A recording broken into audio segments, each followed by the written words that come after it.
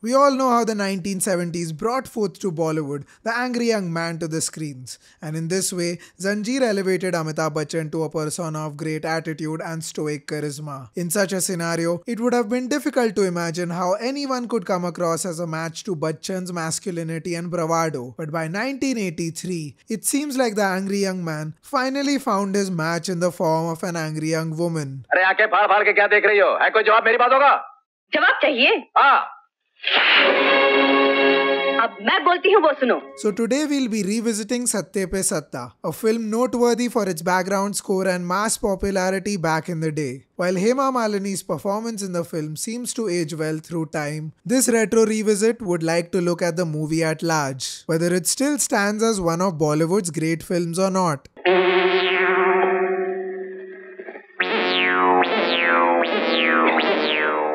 While R.D. Burman's compositions in Satte Pe Satta, ranging from Pyaar Hume to Dukki Pe Dukki, go excellently with the collective energy that the film's ensemble of brothers carries,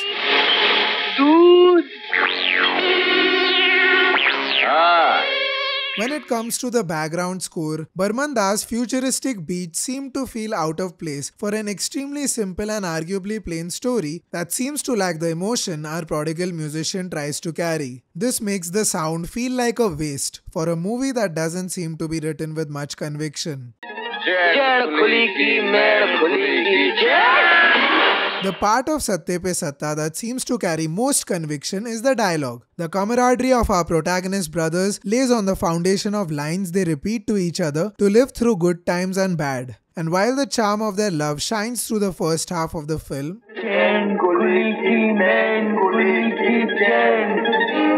having the same lines fuel Amitabh Bachchan to the very end feels like the sentiment is overused as an excuse to defeat the main villain. As a result, the only sentiment that remains true to itself is our angry young woman's anger, which as we know went on to find greater heights in later films like Khoon Bhari Maang and Daku Hasina.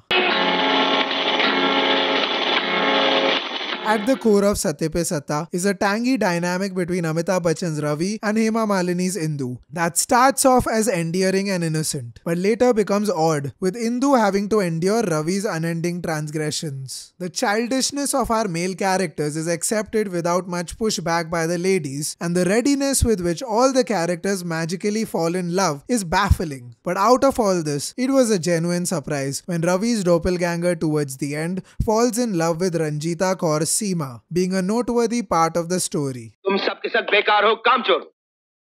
मैं क्या नहीं करता तुम्हारे लिए? Maybe the weakest part of Satte Pe Satta is the villain, because the film makes no attempt to make him seem like a strong antagonistic presence. It first conceals the villain's intentions and in the very next scene reveals it, making for quite a counterproductive plot. Amjad Khan's plans to kill his niece turn out to be afterthoughts in the film, as he tries to bank on the grand coincidence that his hitman looks exactly like Amitabh Bachchan.